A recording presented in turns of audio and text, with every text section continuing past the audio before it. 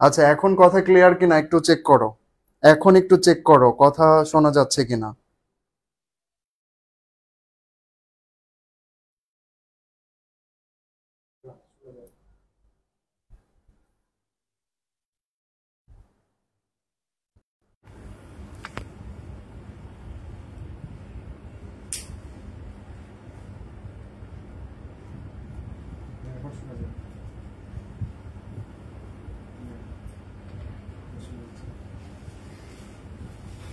আচ্ছা, এখন কি একদম ক্লিয়ার শুনতে পাচ্ছো?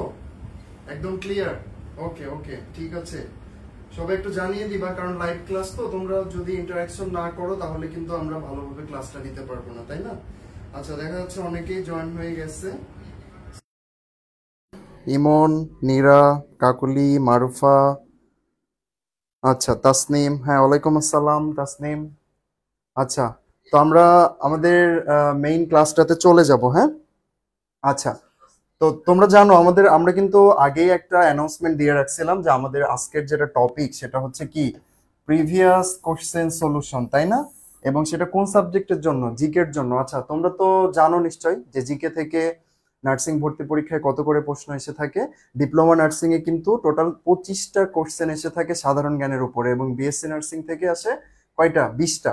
সো বুঝতেই পারতেছো কতটা ভাইটাল এই টপিকটা আমাদের জন্য। সো আমরা যদি প্রথম থেকেই একটা প্ল্যান সেট করতে না পারি যে আসলে কোন এরিয়াগুলো থেকে প্রশ্নগুলো বেশি এসে আসে, এবং কোনগুলো রিপিট হচ্ছে, নির্দিষ্ট কিছু এরিয়া থেকে কিন্তু বারবার অনেক বেশি প্রশ্ন এসে থাকে। সো এই বিষয়গুলোতে আমাদের ফোকাস করতে হবে। তো আমরা আমাদের ক্লাসটাকে আজকে এমন ভাবে সাজাইছি যে তোমরা যেন এই প্রিভিয়াস কোশ্চেন গুলো দেখে বুঝতে পারো যে আসলে কোন এরিয়া থেকে প্রশ্ন আসতেছে। এবং তোমরা সবাই যেটা করবা, তোমাদের সামনে খাতা কলম নিয়ে বসে যাও, এই টপিক গুলো একটু লিখে রাখবা, ঠিক আছে? যে কোন কোন টপিক থেকে প্রশ্ন আসতেছে। কারণ এটা মানে আমরা ইউজুয়ালি দেখি যে আমাদের পেজে অসংখ্য মেসেজ আসে যে ভাইয়া বাংলার জন্য কোন টপিক গুলো পড়বো, ইংলিশের জন্য কোন টপিক গুলো পড়বো, জিকের জন্য কোন টপিক গুলো পড়বো। আমি বারবার কিন্তু তোমাদের এটা বলে দিই যে যারা স্মার্ট স্টুডেন্ট তারা কিন্তু জিজ্ঞেস করবে না আরেকজনকে, তার হাতে এভিডেন্স আছে, সে প্রিভিয়াস 2-3 বছরের প্রশ্ন দেখলেই সে বুঝে যাবে আসলে কোথা থেকে প্রশ্ন আসতেছে। এবং তুমি যদি ভালোভাবে আইডেন্টিফাই না করতে পারো যে আসলে প্রশ্নটা কোথা থেকে আসতেছে, তাহলে কিন্তু তোমার প্রস্তুতিতে নিশ্চয় একটা ঘাটতি তৈরি হয়ে যাবে, হ্যাঁ? আচ্ছা আচ্ছা, তো অনেকেই আছে, সবাই সালাম দিচ্ছ। আচ্ছা, সবার সালামের তো উত্তর দিতে পারবো না। হ্যাঁ, ওয়ালাইকুম আসসালাম সবাইকে। আর যারা অলরেডি অ্যাড হয়ে গেছো তোমাদের কাছে একটা রিকোয়েস্ট, আজকের ক্লাসটা একটু লম্বা হবে। মানে নর্মালি তো আমাদের লাইভ ক্লাসগুলো 1 ঘন্টা হয়, তাই না? আজকে হয়তো 1 ঘন্টা 20 মিনিট লেগে যেতে পারে। তো তোমরা প্লিজ একটু ধৈর্য ধরে পুরো ক্লাসটাতে থাকবা, কারণ অনেক সময় কি হয় যে দীর্ঘ ক্লাস হলে অনেক সময় তোমরা ধৈর্য হারিয়ে ফেলো, আহ, চলে যাও হয়তো দেখা যায় শেষের দিকে। এই কাজটা করা যাবে না, হ্যাঁ? সবাই পুরো ক্লাসটাতে থাকবা। আচ্ছা, কারণ মানে নইলে তো তুমি বুঝতে পারবা না, প্রথম একটু অংশ করলে কিন্তু ক্লিয়ার হবে না। এবং আমি প্রত্যেকটা প্রশ্নের ব্যাখ্যা দেওয়ার চেষ্টা করবো, একটু বুঝে বুঝে পড়তে হবে আমাদের, হ্যাঁ? এবং কি কি করলে আমাদের মানে আমরা এই সাধারণ জ্ঞানের যে নলেজ এটাকে আরো সমৃদ্ধ করতে পারি। শুধুমাত্র কিন্তু বই পড়লেই সাধারণ জ্ঞানে ভালো করা যায় না। যেমন আমি তোমার বেশ কিছু প্রতিযোগিতামূলক পরীক্ষায় বসে দেখছি, এমন অনেক অনেক টপিক ছিল যেগুলো আসলে আমার পড়াশোনার বাইরে ছিল। জাস্ট আমি একটু নিউজ দেখতাম বেশি, একটু নিউজ পেপার পড়তাম, এই বিষয়গুলো আমাকে অনেক হেল্প করছিল। সমসাময়িক বিষয়গুলো সম্পর্কে আইডিয়া রাখতে হবে, কারণ সাম্প্রতিক থেকেও কিন্তু বেশ কিছু প্রশ্ন এসে থাকে, ঠিক আছে? আচ্ছা, এখন দেখা যাচ্ছে অনেকেই জয়েন হইছো।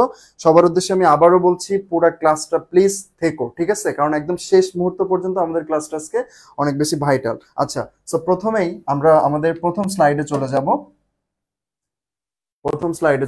আমরা এখন মেইনলি তোমরা দেখতে পাচ্ছ, হেডিং দেখে বুঝতে পারতেছো যে ডিপ্লোমা 2023-24, অর্থাৎ সর্বশেষ ভর্তি পরীক্ষায় ডিপ্লোমা নার্সিং, ডিপ্লোমা মিডওয়াইফারিতে কি কি সাধারণ জ্ঞান থেকে প্রশ্ন এসেছে সেগুলো নিয়ে আমরা প্রথমে আলোচনা করব।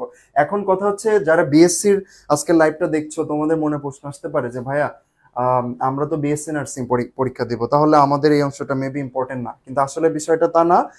প্রচুর কোশ্চেন, মানে এটাকে কি বলবো আমি, মানে বিএসসি তেও আসে, ডিপ্লোমাতেও আসে। দেখা যাচ্ছে অনেক সময় টপিক মানে ইয়ে হয় যে এই সেম টপিক থেকে প্রশ্ন আসছে একটা বিএসসি তে একটা ডিপ্লোমাতে।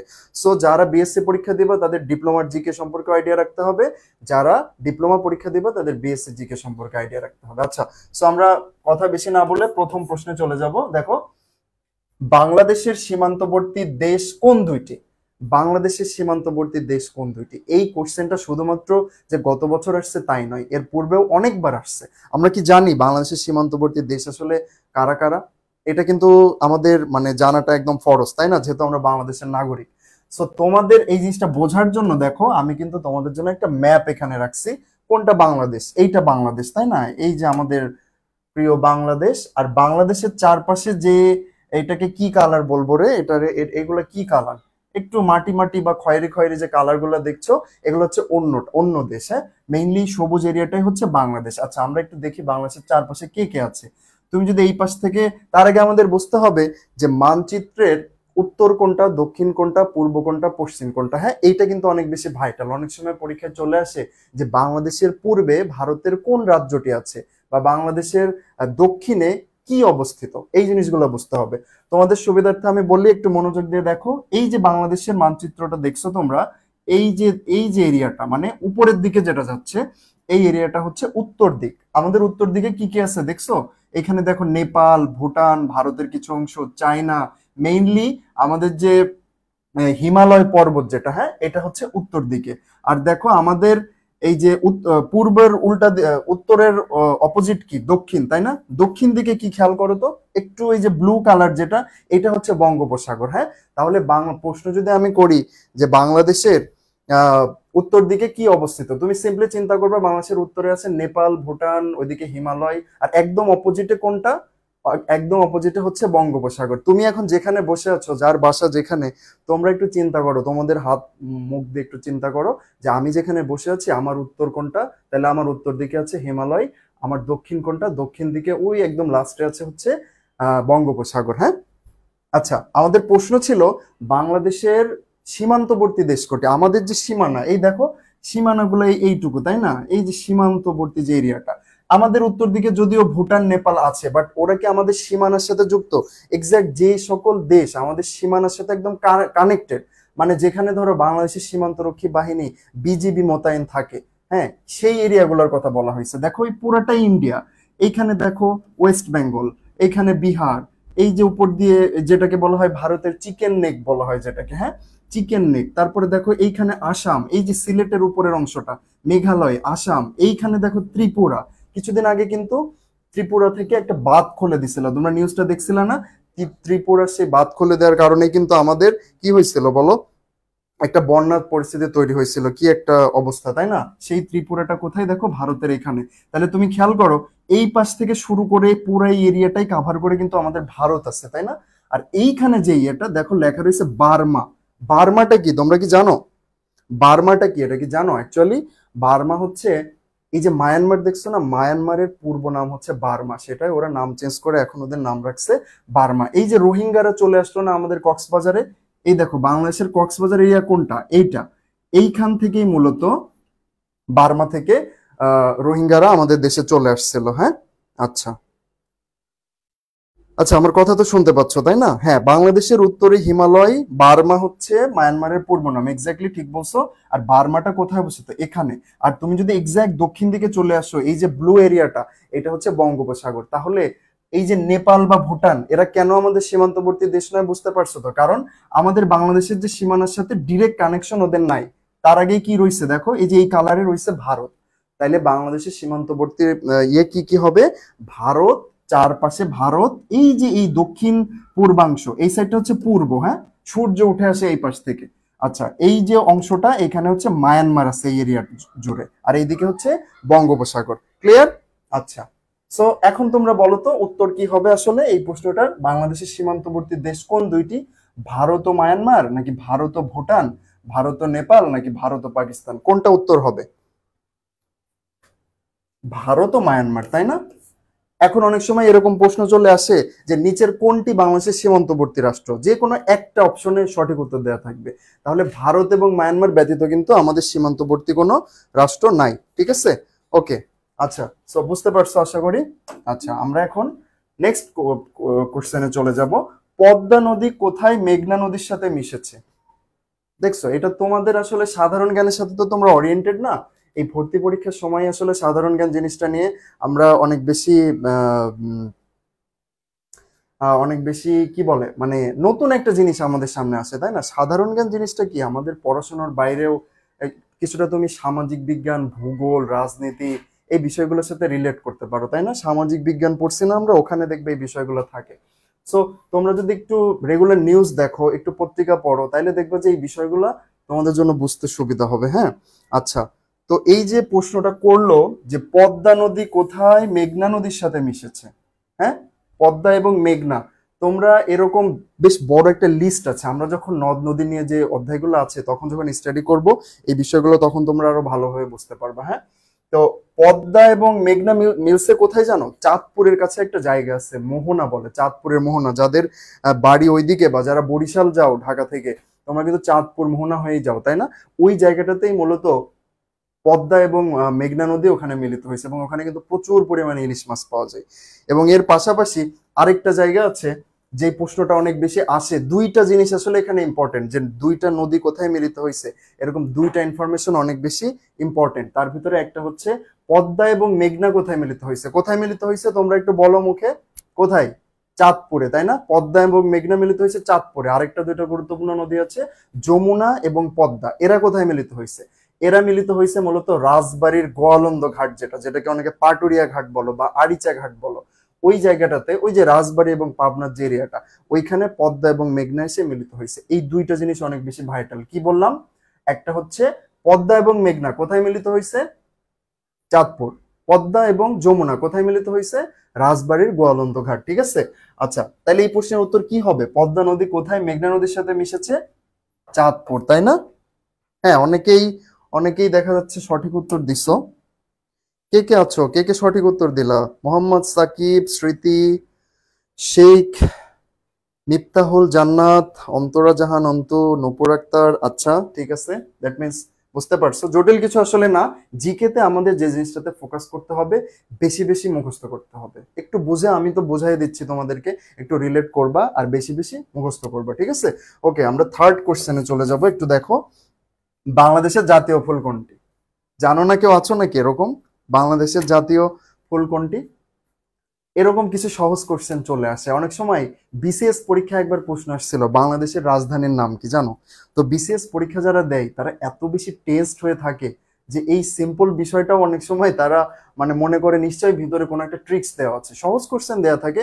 বাট স্টুডেন্টরা তাদের পরীক্ষার মানে টেনশনের কারণে তারা অনেক সময় মানে তোমার কি বলে ইয়ে করে ফেলে। হ্যাঁ, দেখা যাচ্ছে অনেকেই বলতেছো শাপলা। হ্যাঁ, এটা আসলে সবাই জানি, আমরা আমরা একদম বাচ্চাকাল থেকে এগুলো মুখস্থ করে আসতেছি। হ্যাঁ, তো এরকম দু একটা সহজ কোশ্চেন থাকবে, এগুলো দেখে আবার ভেবো না যে সব কোশ্চেনই সহজ থাকবে। হ্যাঁ, আচ্ছা, ঠিক আছে। আমরা এখন এই পেজটা ক্লিয়ার তো? এই পেজটা ক্লিয়ার তো? দেখো, সীমান্তবর্তী দেশ, আমি কিন্তু এখানে সুন্দর একটা ছবি দিয়ে বোঝাইছি তোমাদেরকে। ক্লাস শেষে পিডিএফ দিয়ে দিব, পিডিএফটা নিয়ে আরো স্টাডি করবা। পদ্মা নদী কোথায়, নদী কোন কি বলে মেঘনার সাথে মিলিত হয়েছে? চাঁদপুরে। আরেকটা ইনফরমেশন ছিল, কি ছিল যে আহ, আমি তোমাদের অ্যাড করতে বলছিলাম এটা, যে যমুনা এবং পদ্মা কোথায় মিলিত হয়েছে? কোথায়? রাজবাড়িতে। হ্যাঁ, রাজবাড়ির গোয়ালন্দ ঘাটে। ওই প্রশ্নটাও কিন্তু আসার মতো। আরেকটা ছিল বাংলাদেশের জাতীয় ফুল কি। তাহলে আমরা নেক্সট পেজে চলে যাব। আচ্ছা, এগুলোও কিন্তু ডিপ্লোমা 2023-24-এর প্রশ্ন, এবং বিএসসি দের জন্য ভেরি ভেরি ইম্পর্টেন্ট। সো বিএসসির যারা আছো তারাও কিন্তু মনোযোগ দিয়ে দেখতে হবে। দেখো, এইটা হচ্ছে ইন্টারন্যাশনাল অংশ থেকে। তোমরা অনেক সময় প্রশ্ন করো ভাইয়া প্রশ্ন কি শুধু বাংলাদেশ থেকে আসবে নাকি আন্তর্জাতিক থেকেও আসবে? দেখো, প্রশ্নটা কিন্তু আন্তর্জাতিক থেকে আসছে। কি লেখা? পৃথিবীর বৃহত্তম মহাদেশ কোনটি? জানো তোমরা পৃথিবীর বৃহত্তম মহাদেশ কোনটি? এটা কি জানো তোমরা? ক্লাসে যারা আছো প্লিজ ক্লাস থেকে চলে যেও না, ঠিক আছে? একদম শেষ মুহূর্ত পর্যন্ত আজকের ক্লাসটা ভেরি মাচ ইম্পর্টেন্ট। ঠিক আছে? আচ্ছা, সেই মিফতাহুল জান্নাত বলছে ক্লিয়ার। আচ্ছা, আগেটা ক্লিয়ার ছিল তোমরা। ঠিক আছে, আচ্ছা, অ্যান্সার দিচ্ছ অনেকেই। বা পৃথিবীর বৃহত্তম মহাদেশ হচ্ছে এশিয়া। এশিয়া, আচ্ছা। কানিস ফাতেমা বৃষ্টি বলছে এশিয়া। এশিয়া, একজন বলছে অস্ট্রেলিয়া। সৃষ্টি বলছে অস্ট্রেলিয়া। মিতুল ইসলাম মিয়া বলছে অস্ট্রেলিয়া। আচ্ছা, আমি একটু ক্লিয়ার করি, আমরা কি জানি মহাদেশ কি আসলে? হ্যাঁ, মহাদেশ কি অনেকগুলো দেশ নিয়ে একটা কন্টিনেন্ট গঠিত হয়, তাই না? মানে মহাদেশের ইংরেজি হচ্ছে কন্টিনেন্ট। তুমি যদি একটু এই ছবিটা খেয়াল করো, আমি কিন্তু তোমাদের বোঝার সুবিধার্থে এই ছবিটা নিয়ে আসছি, একটু ফোকাস করো এই ছবিটাতে। দেখো ভিন্ন ভিন্ন কালারে আমরা মহাদেশকে আলাদা করছি। কি কি কালার আছে দেখো, 1 2 3 4 5 6, অর্থাৎ মহাদেশ কয়টি? 6টি, তাই না? পৃথিবীতে মহাদেশ আছে কয়টি? এই প্রশ্নটাও কিন্তু আসতে পারে। পৃথিবীতে মহাদেশ হচ্ছে 6টি। ওকে, সো 6টি মহাদেশের ভিতরে দেখো তো কোনটা সব থেকে বড় লাগছে? এই যে কালার গুলা, আমাকে বললো না এশিয়া ইউরোপ আফ্রিকা কোন কালারটা বড়। এটা পিঙ্ক কালার, এটা বেবি পিঙ্ক, এটা পার্পেল, এটা কি কালার জানি না, এটা কি, এটা কি, এটা ব্লু, এটা হচ্ছে ঘিয়ে কালার, তাই না? আচ্ছা, এশিয়া বলছো, ও আচ্ছা আচ্ছা, সরি সৃষ্টি, আমি বুঝতে পারি না, তুমি মেবি আগের কোশ্চেনের অ্যান্সার করছিলা। আচ্ছা, আমি তোমাদের এই জিনিসটা একটু বুঝতে বলতেছিলাম, তাই না? এইখানে মেবি ক্যামেরায় তোমরা বুঝতে পারতেছো না, এইখানেও একটা ইয়ে আছে, হ্যাঁ, এইখানে আছে ইয়ে। আচ্ছা, আমি একটু বলে দিই কোনটা কোন মহাদেশে। এইটা যেটা দেখতেছো এটা হচ্ছে নর্থ আমেরিকা বা কি উত্তর আমেরিকা মহাদেশ, উত্তর আমেরিকা। এখানেই মূলত কানাডা এবং ইউনাইটেড স্টেটস অফ আমেরিকা অবস্থিত, হ্যাঁ। আর এইখানে এটা হচ্ছে সাউথ আমেরিকা বা কি দক্ষিণ আমেরিকা। দুইটা মহাদেশ কিন্তু পেলাম আমরা। উত্তর আমেরিকাতে কে কে থাকে দেশ, এখন একটু মুখস্থ করে নাও, এগুলো থেকে প্রশ্ন আসে, হ্যাঁ। উত্তর আমেরিকা, এটা উত্তর আমেরিকা কি কি দেশ নিয়ে গঠিত? মেইনলি মেইনলি হচ্ছে কানাডা এবং কি ইউনাইটেড স্টেটস, হ্যাঁ। আর এইটা দক্ষিণ আমেরিকা, এখানে অনেকগুলো দেশ আছে। এখানে তোমরা যে ফুটবল বিশ্বকাপের সময় যে ব্রাজিল আর্জেন্টিনা নিয়ে কথা হতো মনে আছে? ব্রাজিল আর্জেন্টিনা উরুগুয়ে, হ্যাঁ, পেরু, এই যে কোপা আমেরিকা বিশ্বকাপ হয় না, এইটাই মূলত সেই আমেরিকা, বুঝছো? এইখানে আমাদের আর্জেন্টিনা আছে, চিলি আছে, তারপরে তোমার ব্রাজিল আছে, হ্যাঁ। তারপরে যে আমাদের যে একটা পৃথিবীর সব থেকে বড় বন যেটা অ্যামাজন, যেটা সেটাও কিন্তু এই দক্ষিণ আমেরিকায়। অনেক সময় প্রশ্ন আসে যে অ্যামাজন বন কোন মহাদেশে অবস্থিত, হ্যাঁ। সো এটাও ইম্পর্টেন্ট। আচ্ছা, এইটা হচ্ছে আফ্রিকা, এইটা হচ্ছে আফ্রিকা, দেখতে কিছুটা ইন্ডিয়ার মতো, তাই না? বড় ইন্ডিয়ার মতো আর কি। আচ্ছা, আফ্রিকা মহাদেশে কি কি থাকে জানো তোমরা? কোন কোন দেশ থাকে আফ্রিকা মহাদেশে? যে কোনো একটা দেশের নাম কমেন্ট করো তো দেখি কি অবস্থা, সবার বুঝতে পারো কিনা। আফ্রিকা মহাদেশের যে কোনো একটা দেশের নাম বলো, আমি একটু দেখি। আফ্রিকা মহাদেশের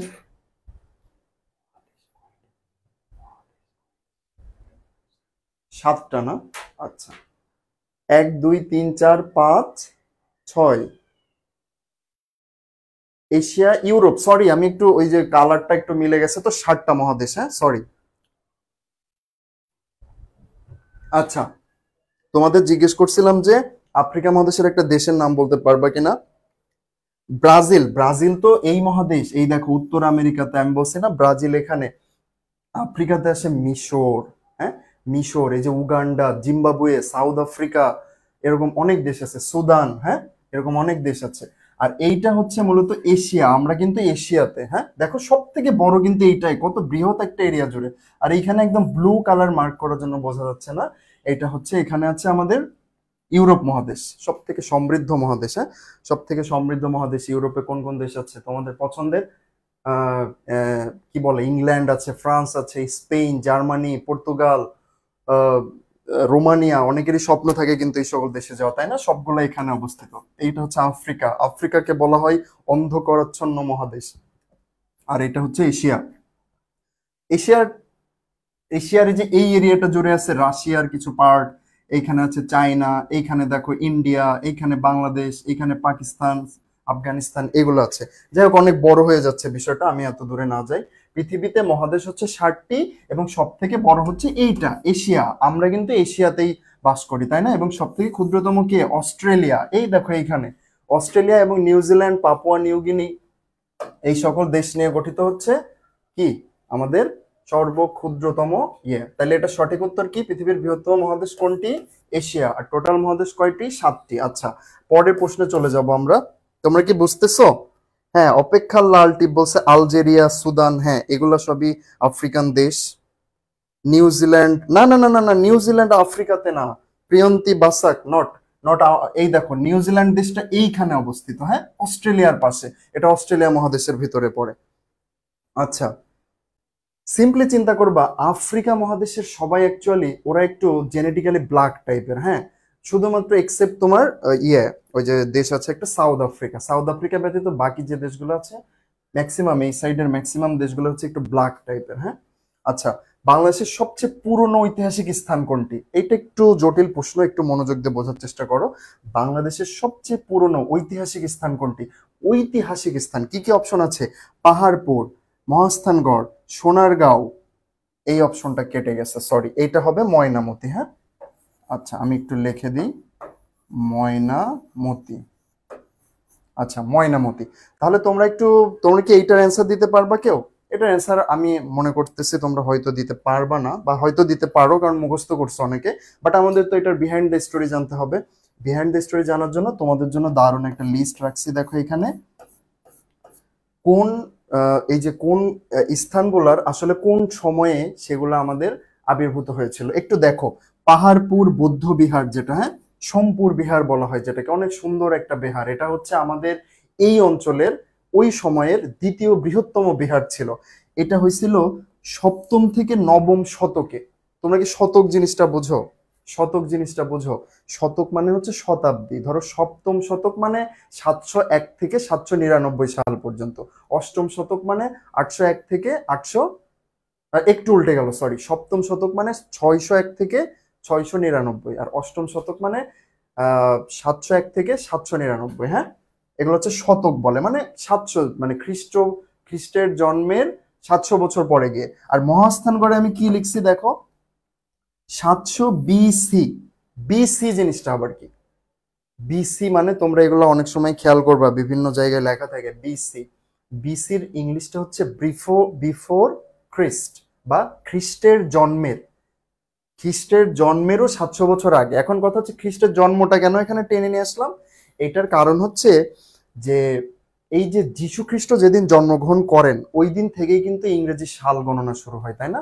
উনি যেদিন জন্মগ্রহণ করে ওই দিনকে 1 তারিখ ধরে তারপরে কিন্তু সাল গণনা শুরু হয়। তো আরবির ক্ষেত্রে কি হয়, মহানবী যেদিন হিজরত করেন ওই দিন থেকে সাল গণনা স্টার্ট হয়েছিল, তাই না? সো দেখো, মানে হিজরি সাল গণনা স্টার্ট হয়েছিল। আর ইংলিশের ক্ষেত্রে বিষয়টা হচ্ছে এরকম। তো মহাস্থানগড় হয়েছিল খ্রিস্টেরও জন্মের 700 বছর আগে। মানে যাদের বাড়ি বগুড়ার অঞ্চলে, তোমরা একটু খেয়াল করো, তোমরা যে ঐতিহাসিক জায়গাটা দেখো সেটার গোড়াপত্তন হয়েছিল মানে খ্রিস্টেরও জন্মের 700 বছর আগে। মানে কত আগের ঘটনা, একবার জাস্ট ইমাজিন করো। কারণ ওইখানে দেখো, এই যে দেখো, আমাদের মহানবী সাল্লাল্লাহু সাল্লামের জন্ম হলো 570 সালে, সেটা কি খ্রিস্টের জন্মের 500 বছর পরে গিয়ে। আর এই ঘটনাটা মহাস্থানগড় তৈরি হয়েছিল কবে? খ্রিস্টের জন্মের 700 বছর আগে। আচ্ছা, তারপরে আছে সোনারগাঁ। এই যে এখানে নারায়ণগঞ্জ, ঢাকার পাশে নারায়ণগঞ্জ, অনেকেই হয়তো সোনারগাঁতে ঘুরতে গেছো। সোনারগাঁটা আসলে তৈরি হয়েছিল 1200 শতকে। হ্যাঁ, 1200 শতকের দিকে। আর ময়নামতি হয়েছিল অষ্টদশ শতকে আর কি। হ্যাঁ, 8th সেঞ্চুরি। তাইলে তোমরা একটু বলো এখানে সব থেকে পেছনে আছে কোনটা? বলো, এইবার বলো আমার অ্যান্সারটা, যে বাংলাদেশের সবচেয়ে পুরনো ঐতিহাসিক স্থান কোনটি। আমি ওইখানে কিন্তু তোমাদের টাইমগুলো উল্লেখ করে দিছি। তাহলে সবার আগে আসে কে? মহাস্থানগড়, তাই না? কারণ খ্রিস্টেরও জন্মের 700 বছর আগে। ক্লিয়ার তোমরা? ক্লিয়ার এই অংশটা? আমি অনেক দ্রুত পড়াই যাচ্ছি, তাই না? কারণ হচ্ছে আরো অনেকগুলা কোশ্চেন আছে, তো নইলে কাভার করতে পারবো না। তোমরা একটু মনোযোগ দিয়ে দেখবা, হ্যাঁ? আর তোমাদের কোনো প্রশ্ন থাকলে আমাকে জানাবা। হ্যাঁ, সবাই দেখা যাচ্ছে সঠিক অ্যান্সার করতেছো। আমি এটাই চাই যে তোমরা ইন্টারঅ্যাক্ট করো। দেখো, লাইভ ক্লাসের বিষয়টা এরকমই, যে তোমাকে ইন্টারঅ্যাকশন করতে হবে। তুমি যখন কমেন্ট করবা দেখবা মানে পড়াটা তোমার কাছে মজার লাগবে। আমি একটা কোশ্চেন এখানে লিখলাম, তুমি টাইপ করে ফেলতেছো, তার মানে পড়াটা কাজে লাগলো তোমার। আর আমি তো বোঝাই দিচ্ছি, তুমি আমাকে জিজ্ঞেস করবা যেটা বুঝবা না, যে ভাই এই জিনিসটা কিভাবে, আমাকে একটু বলেন। আচ্ছা ঠিক আছে, সো আমরা পরবর্তী স্লাইডে চলে যাচ্ছে। হ্যাঁ, দেখো এইটা হচ্ছে আমাদের, এটাও ডিপ্লোমা 2023-24 এর প্রশ্ন, এবং ডিপ্লোমা ইন নার্সিং এবং ডিপ্লোমা ইন মিডওয়াইফারির প্রশ্ন কিন্তু অভিন্ন হয়। তোমরা এটা জানো তো? আগে কিন্তু আলাদা প্রশ্ন হতো, বাট এখন অভিন্ন প্রশ্ন। হ্যাঁ, আবার তোমরা অনেকে চিন্তা করো ভাইয়া বিএসসি নার্সিং এও পরীক্ষা দিব, ডিপ্লোমা নার্সিং এও পরীক্ষা দিব। আসলে কিন্তু পরীক্ষা, সবগুলো পরীক্ষা একই সময়ে হয়। হ্যাঁ, তুমি যে কোনো একটাতেই অংশগ্রহণ করতে পারবা। আচ্ছা, প্রশ্নটা দেখো, আইফেল টাওয়ার কোথায় অবস্থিত? কি আছে? London, Italy, America, Paris. কোথায় অবস্থিত আইফেল টাওয়ার? আইফেল টাওয়ার কোথায় অবস্থিত দেখি? আইফেল টাওয়ার কোথায় অবস্থিত? এই প্রশ্নের উত্তর দেখি কে কে দিতে পারো। আমি এটাই বলতেছিলাম, তোমরা ইন্টারাকশন করবা।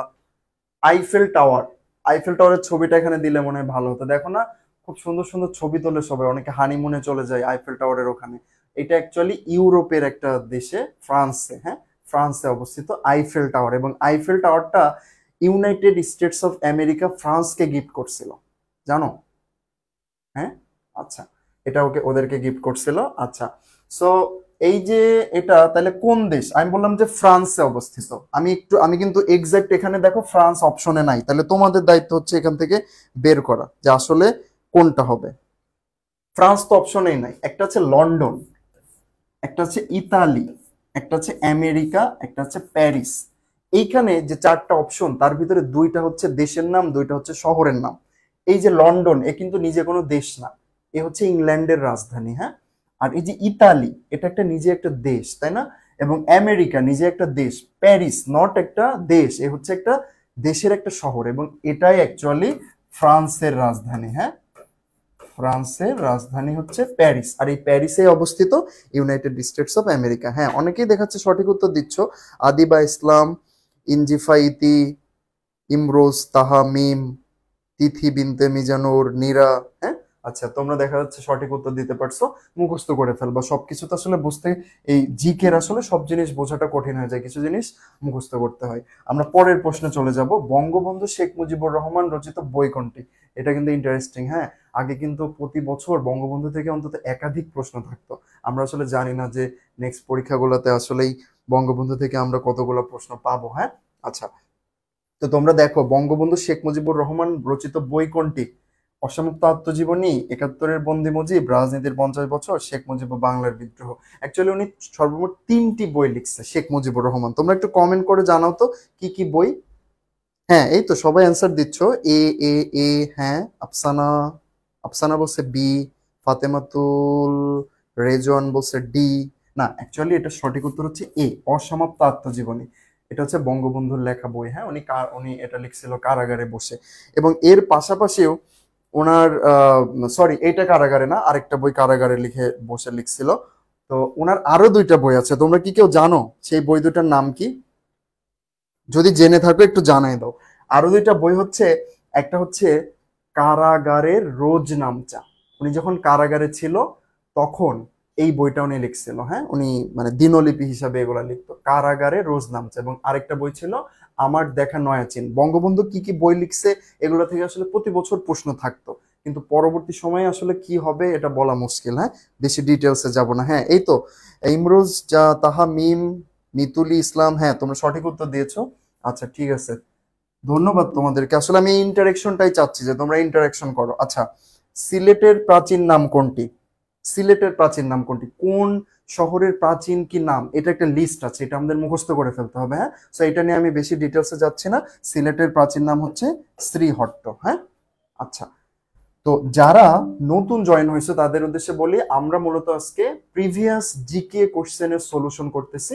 গত বছর ডিপ্লোমা ইন নার্সিং এবং বিএসসি ইন নার্সিং এর যে প্রশ্নগুলো আসছিল, হ্যাঁ, অলরেডি আমরা বেশ কিছু প্রশ্ন সলিউশন করে ফেলছি এবং সামনে আরো কিছু প্রশ্ন সলিউশন করব। এবং ডিপ্লোমা এবং বিএসসি উভয় স্টুডেন্টদের জন্যই এই ক্লাসটা ইম্পর্টেন্ট। এবং আমি আরেকটা বিষয় বলি, আগামী 10ই সেপ্টেম্বর থেকে কিন্তু আমাদের পেইড কোর্সের ক্লাস শুরু হচ্ছে। হ্যাঁ, সো তোমরা যারা এখনো কোনো মানে আমাদের সাথে কানেক্ট হও নাই বা পেইড কোর্সে ভর্তি হও নাই, তাদেরকে বলবো আমাদের পেইড কোর্সে ভর্তি হয়ে যাও।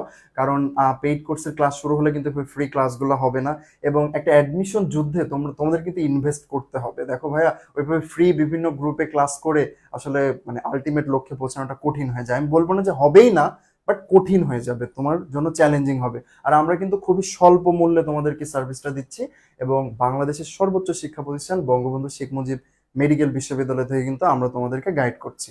আচ্ছা, সো আমরা পরের কোশ্চেনে চলে যাব। সিলেটের প্রাচীন নাম কোনটি? আচ্ছা, আচ্ছা, এটা পড়ানো হয়ে গেছে। আচ্ছা, next slide please. Okay, so দেখো, এটাও ডিপ্লোমা 2023-24 প্রশ্ন। হ্যাঁ, হ্যাঁ, জালালাবাদও ছিল, এটাও ঠিক। তবে শ্রীহট্টটাকেই বেশি তোমার মানে ইয়ে করা হয়, অ্যাপ্রোপ্রিয়েট ধরা হয়। হ্যাঁ, মানে জালালাবাদ ধরো শাহজালাল আসার পরে এটার নাম হয়েছিল, তারও আগে থেকে এটা শ্রীহট্ট নামে পরিচিত ছিল। আচ্ছা, সো দেখো প্রথম প্রশ্ন, ইউনেস্কো ঘোষিত বিশ্ব ঐতিহ্য কোনটি? খুবই ভাইটাল একটা টপিক এটা, ইউনেস্কো ঘোষিত বিশ্ব ঐতিহ্য কোনটি? এখান থেকে প্রায় প্রতি বছর হয় ডিপ্লোমা নইলে বিএসসি তে যে কোনো একটা বিষয় আসে ইউনেস্কোর সাথে কানেক্টেড করে, যে ইউনেস্কো ঘোষিত বিশ্ব ঐতিহ্য কোনটি, বা ইউনেস্কো কত সালে এটাকে বিশ্ব ঐতিহ্য হিসেবে ঘোষণা করে, এরকম প্রশ্ন। তো দেখো এখানে কয়েকটা নাম আছে, তার আগে আমি তোমাদের বলে দিই ইউনেস্কো বাংলাদেশের 3টা জায়গাকে মূলত বিশ্ব ঐতিহ্য হিসেবে ঘোষণা করছে। আমি একটু লিখে দিই, হ্যাঁ তোমরা একটু নোট করে নিতে পারো। বাংলাদেশের 3টা জায়গাকে ইউনেস্কো বিশ্ব ঐতিহ্য ওয়ার্ল্ড হেরিটেজ সাইট হিসাবে ঘোষণা করছে। একটা হচ্ছে পাহাড়পুর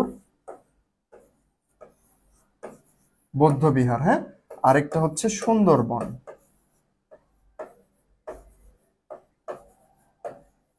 আরেকটা হচ্ছে কি জানো তোমরা, 60 গম্বুজ মসজিদ। হ্যাঁ,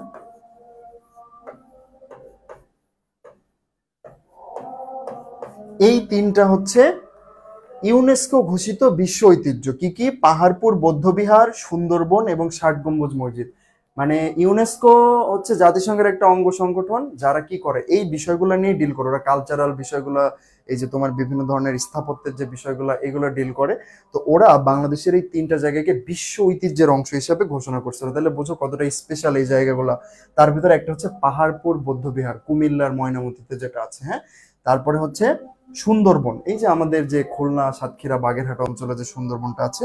আর 60 গম্বুজ মসজিদ, বাগেরহাটের যে ওই যে অনেকগুলা গম্বুজ বিশিষ্ট যে মসজিদটা, হ্যাঁ, এগুলো হচ্ছে বিশ্ব ঐতিহ্যের অংশ। হ্যাঁ, সো কোশ্চেন যদি এরকম আসে যে নিচের কোনটি বিশ্ব ইউনেস্কো ঘোষিত বিশ্ব ঐতিহ্য কোনটি, তাহলে এই 3টা যে কোনো একটা যদি থাকে তুমি সেটাই লিখবা সঠিক উত্তর হিসাবে। হ্যাঁ, তাহলে এখন বলো তো কোনটি ইউনেস্কো ঘোষিত, আহ এই যে 9 নাম্বার প্রশ্নের কথা বলছি, যে কোনটি ইউনেস্কো ঘোষিত বিশ্ব ঐতিহ্য, তোমরা একটু বলো তো। এই লাস্টের গুলার অ্যান্সার আগেই দিয়ে দিচ্ছে এরা। লাস্ট টাইমে তো যাচ্ছে, তোমরা তো তাড়াহুড়া করো কেন? দেখো তাহলে সঠিক উত্তর হচ্ছে 60 গম্বুজ মসজিদ। তাহলে যদি 60 গম্বুজ মসজিদ না থেকে সুন্দরবন থাকতো, সুন্দরবন অ্যান্সার। যদি পাহাড়পুর বৌদ্ধবিহার থাকতো, পাহাড়পুর বৌদ্ধবিহার। ক্লিয়ার তোমরা? ওকে, আচ্ছা। সো আমরা পরবর্তী প্রশ্নে চলে যাব। আন্তর্জাতিক মাতৃভাষা দিবস হিসেবে কোন সালে ঘোষিত হয়? মানে 21শে ফেব্রুয়ারিকে আন্তর্জাতিক মাতৃভাষা দিবস হিসেবে ঘোষণা করা হয় কবে? যারা এখন এই মুহূর্তে লাইভে আছো এই কথাটা একটু গুরুত্ব দিয়ে শোনো। এই যে 21শে ফেব্রুয়ারি আমরা আহ মানে মাতৃভাষা দিবস হিসেবে পালন করি, এটা কিন্তু 52 সালের পর থেকেই আন্তর্জাতিক মাতৃভাষা দিবস হিসেবে পালিত হতো না। কি হিসাবে পালিত হতো জানো? দেখো 21শে ফেব্রুয়ারিকে আরো কি নামে ডাকা হয়? শহীদ দিবস বলা হয় না? শহীদ দিবস, দেখবা বলে যে 21শে ফেব্রুয়ারি শহীদ দিবস। কেন শহীদ দিবস বলা হয়? কারণ ওই যে ভাষা শহীদরা শহীদ হয়েছিলেন, এজন্য এটাকে শহীদ দিবস বলা হয়। তো আমরা বাংলাদেশেই এটা শুধুমাত্র আমাদের দেশে এটাকে সেলিব্রেট করতাম, উদযাপন করতাম, শহীদ দিবস হিসেবে আমরা স্মরণ করতাম। তো একটা আবেদনের প্রেক্ষিতে 1999 সালে একটা ইউনেস্কো বা জাতিসংঘের একটা সম্মেলনে এই যে ভাষা শহীদদের যে অবদান, এটাকে মানে অফিসিয়ালি আন্তর্জাতিকভাবে একটা রিকগনিশন দেওয়া হয় এবং এই শহীদ দিবসকে আন্তর্জাতিক মাতৃভাষা দিবস হিসেবে পালন মানে একটা স্বীকৃতি দেওয়া হয় এবং ওই দিন থেকেই বিশ্বব্যাপী 21শে ফেব্রুয়ারিটা সেলিব্রেট করা হয়। মানে আগে শুধুমাত্র আমরা বাংলাদেশের ইন্টারনালি শহীদ দিবস হিসেবে পালন করতাম, আর 1999 সালে যখন ইউনেস্কো এটাকে ঘোষণা দিল তখন থেকে আমরা পরবর্তী বছর থেকে আন্তর্জাতিক মাতৃভাষা দিবস হিসেবে পালন করলাম। তো অনেক সময় এরকম একটা প্রশ্ন আসে একটু বিসিএস এ বা আরো যেগুলো তোমার বড় বড় যে নিয়োগ পরীক্ষার প্রশ্নগুলা, ওখানে এই প্রশ্নটা এসে থাকে যে কত সাল থেকে আমরা আন্তর্জাতিক মাতৃভাষা দিবস পালন করি। উত্তরটা হচ্ছে 2000 সাল থেকে। কেন 2000 সাল? কারণ 1999 সালে আমাদের এইটা হচ্ছে তোমার ইয়ে হয়েছিল আর কি, মানে ইউনেস্কো রিকগনিশন দিয়েছিল তারপর থেকে। তাহলে সঠিক উত্তর কোনটা বলো তো? বুঝলা তো? এই দেখো আমি কিন্তু এই জায়গাটা ফোকাস করলাম যে আন্তর্জাতিক মাতৃভাষা দিবস 21শে ফেব্রুয়ারি এর আগে পালিত হতো শহীদ দিবস হিসেবে, দেন 1999 সালে ঘোষণার পর থেকে এটা আন্তর্জাতিক মাতৃভাষা দিবস হিসেবে পালিত হয়। হ্যাঁ, কত সাল হবে তাহলে? কোন সালে ঘোষিত হয়? আমি তো বললাম একটু আগে মুখে 1999 সালে। দেখি তো কেউ সঠিক উত্তর দিছে কিনা। হ্যাঁ, পালন করে 2000 সাল থেকে, এক্স্যাক্টলি তোমরা ঠিকই লিখছো। আর হ্যাঁ, এই তো এই যে শেখ মিফতাহুল জান্নাত, হ্যাঁ তুমি সঠিক বলছো, 1999 সালে 17ই নভেম্বর ইউনেস্কো এটাকে রিকগনিশন দিয়েছিল। ঠিক আছে, আচ্ছা। সো আশা করি ক্লিয়ার তোমরা। এখন পরের প্রশ্নে আমরা চলে যাই। কোন আন্তর্জাতিক গণমাধ্যম বাংলাদেশের মুক্তিযুদ্ধের পক্ষে বিশ্ব জনমত গঠনে বিশেষ ভূমিকা পালন করে? দেখো কোন আন্তর্জাতিক গণমাধ্যম বিশ্ব জনমত গঠনে বিশেষ ভূমিকা পালন করে? এখন কথা হচ্ছে যখন আমাদের 25শে মার্চ ওই কালরাত্রিটা আসলো, তখন কিন্তু এমন একটা অবস্থা যে যারা বিদেশি ছিল তারা ইমিডিয়েট দেশ ছেড়ে চলে যাচ্ছিল। বাট ওই টাইমে বাংলাদেশে একটা নিরপেক্ষ এরিয়া ঘোষণা করা হয়েছিল। আর আমি যে ক্যাম্পাস থেকে পড়াশোনা করছি, আমাদের বঙ্গবন্ধু মেডিকেল বিশ্ববিদ্যালয়, এইটার পাশেই একটা হোটেল ছিল, যেটাকে এখন আমরা হোটেল ইন্টারকন্টিনেন্টাল বলি। ওইটার আগের নাম ছিল হোটেল শেরাটন। ওই শেরাটনকে একটা নিরপেক্ষ এরিয়া ঘোষণা করা হয়েছিল, মানে ওখানে কোনো ধরনের অ্যাটাক করা যাবে না, পাকিস্তানি সৈন্যরা বা কেউ ওখানে অ্যাটাক করতে পারবে না। এই জন্য ওই সময় বিভিন্ন দেশের যারা বিদেশি সাংবাদিক ছিল, বা তোমার হচ্ছে কি বলে, মানে যারা বিদেশি কূটনীতিক ছিল বা আরো হাই প্রোফাইল লোকজন, তারা ওই হোটেলটাতে ছিল। যারা অদূর ভবিষ্যতে শাহবাগ আসবা, হোটেল ইন্টারকন্টিনেন্টাল এখনো আছে এটা বাংলাদেশে, তো এই জায়গাটাতে তারা ছিল। তো ওইখানেই এই যে যেটা প্রশ্নটা আসলো না, যে কোন কোন আন্তর্জাতিক গণমাধ্যম, ওই সময় একটা গণমাধ্যম হচ্ছে বিবিসি। হ্যাঁ, বিবিসি কিন্তু বাংলাদেশের এই যে তোমার মুক্তিযুদ্ধে ওরা বিশাল একটা ভূমিকা পালন করছিল। ওরা বাংলাদেশ থেকে নিউজগুলো সারা বিশ্বব্যাপী ওরা অনেক প্রচার করতো। হ্যাঁ, তাহলে এটা সঠিক উত্তর হচ্ছে বিবিসি।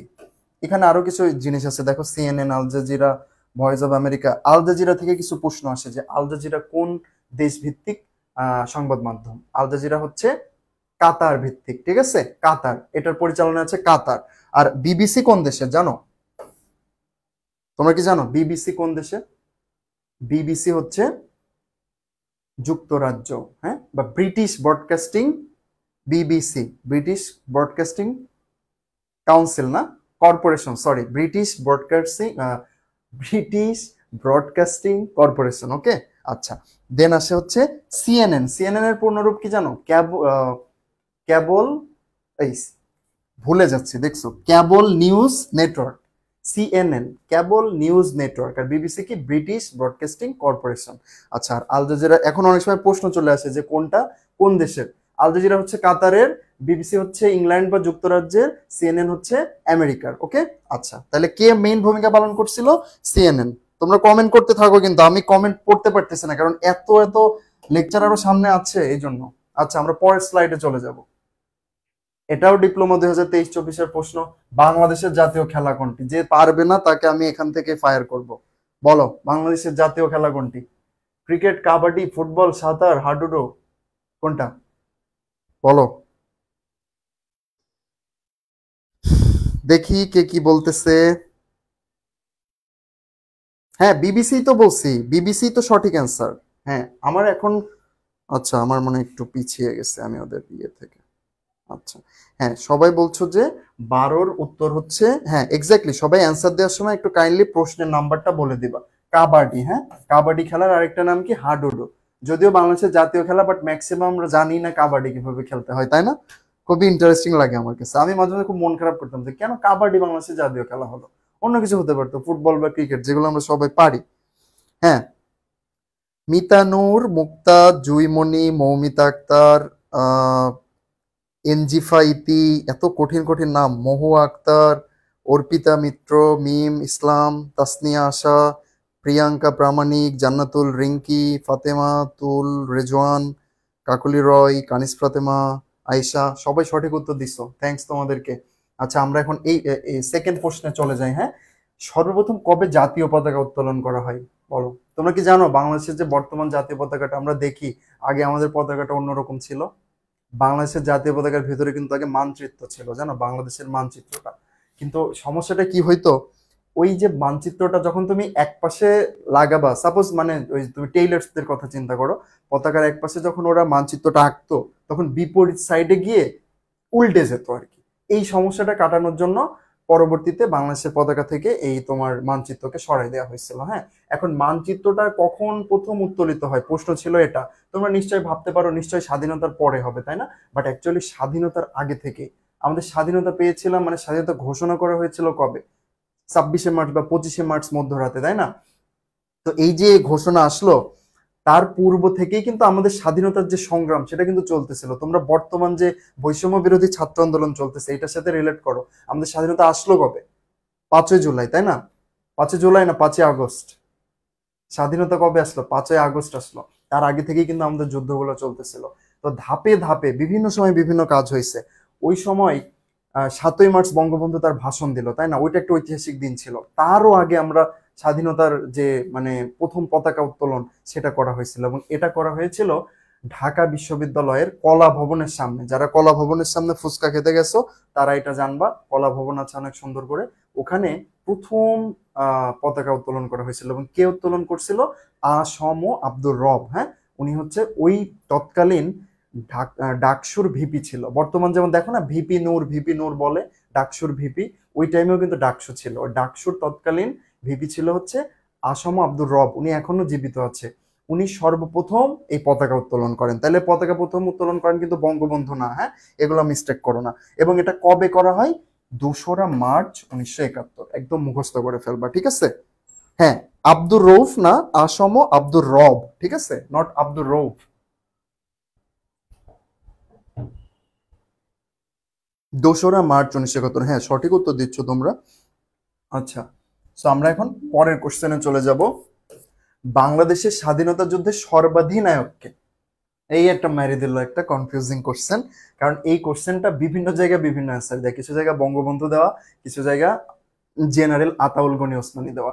আতাউল গনি ওসমানীকে চেনো তোমরা? উনি হচ্ছে বাংলাদেশের তৎকালীন যে মুক্তি বাহিনী ছিল ওইটা সেনাপ্রধান ছিল, প্রধান সেনাপতি ছিল। যে ওনার বাসা ছিল মেবি সিলেটে, ওখানে ওই যে শাহজালালের মাজারের ওইখানে কিন্তু ওনাকে সমাহিত করা আছে। হ্যাঁ, তো আতাউল গনি ওসমানী, ওনাকে অ্যাকচুয়ালি সর্বাধিনায়ক বলা যায়।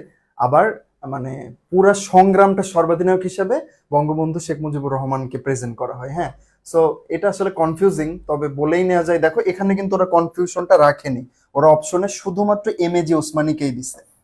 সো সঠিক উত্তর কি হবে?